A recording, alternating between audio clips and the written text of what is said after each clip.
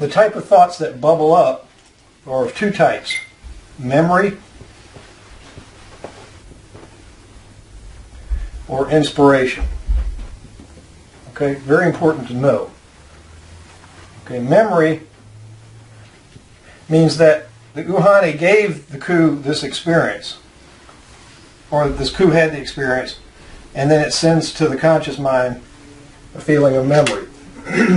These are the decisions that we've made. In other words, I'm walking out on the Grand Canyon, I'm looking down. Okay, in the past, my memory would have stopped me. I would say, you know, I'm going to fall and kill myself any minute. I wouldn't have done it. I wouldn't even have walked out there because my memory would stop me.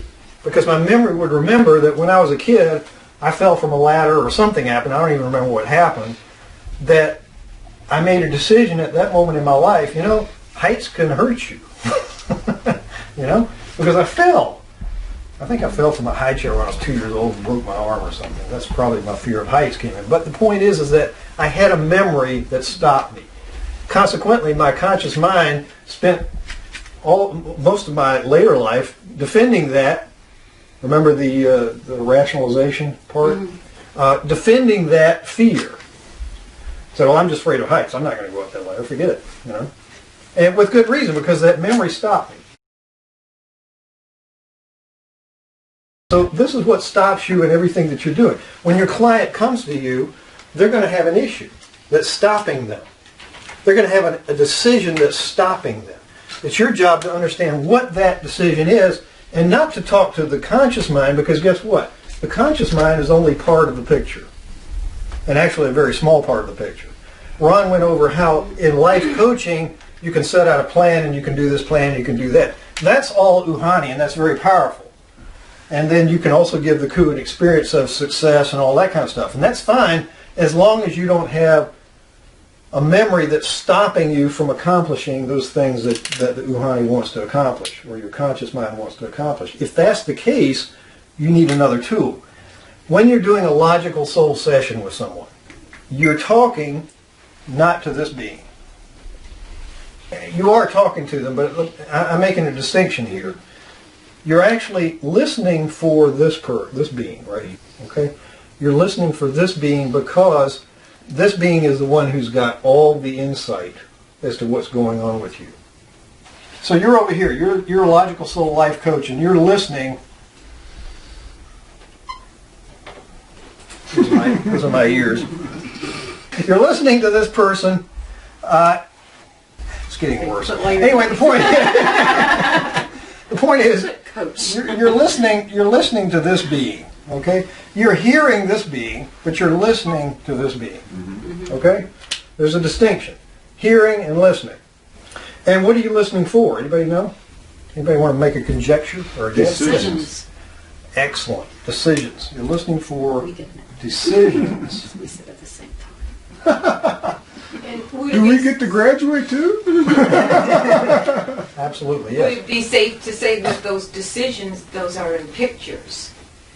They're For some. It depends on who they are. Depends on whether they're visual, auditory, kinesthetic. There's a lot of factors that go into that.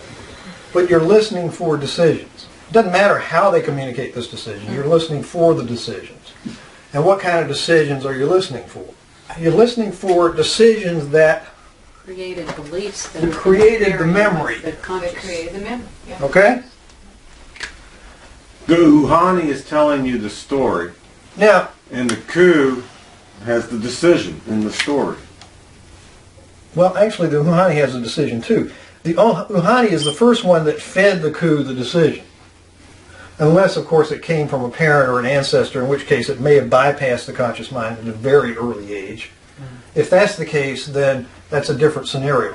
Most of the time, we make decisions first with the Uhani. It goes into the Ku and it sticks. The Uhani says, for example, when I was 2 years old, let's pick on me for a minute.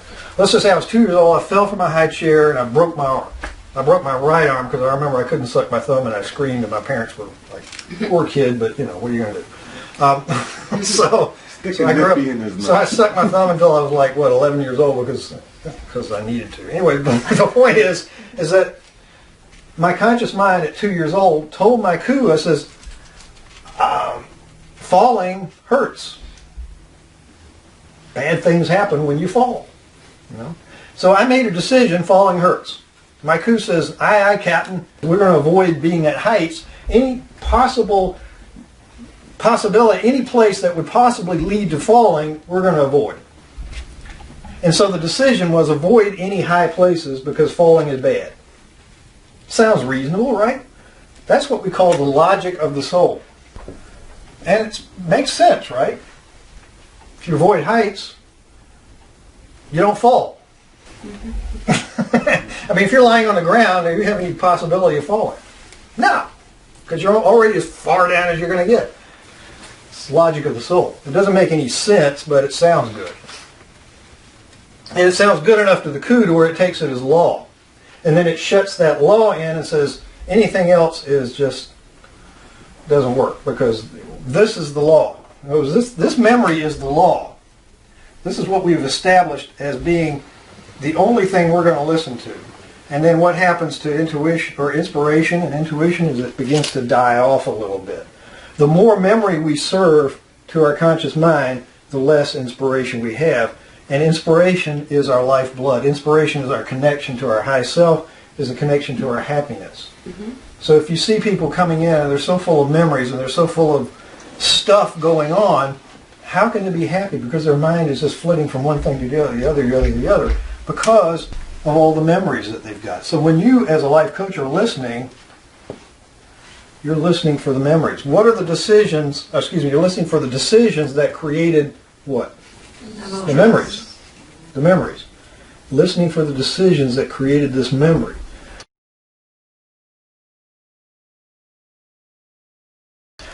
And so what I want you to do is I want you to break into twos.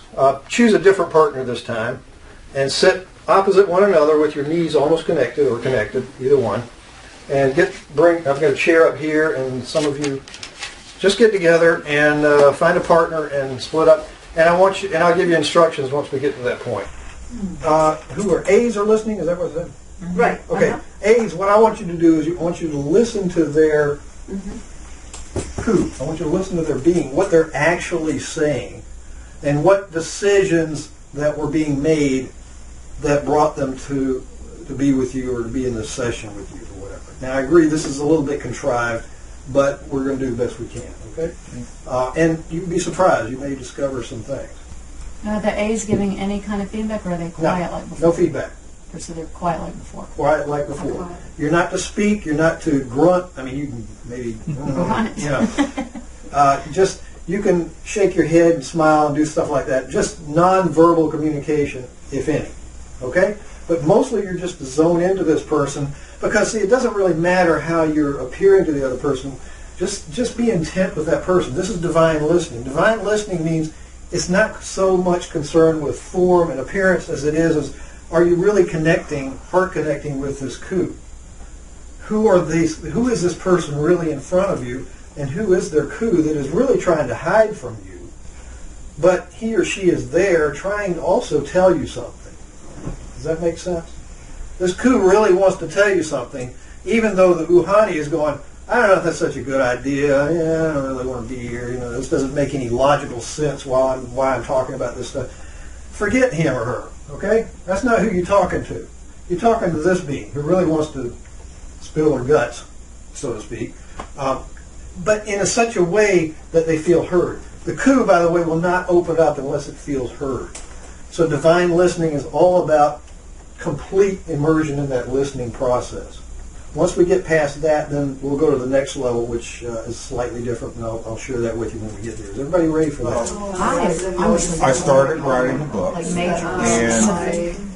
and headway in it, but prior to my enlightenment, to become, I guess what I'm struggling with is, and maybe it's not a struggle, but so I don't see how that's really the answer, and I just see that the answer is that just Okay, stop.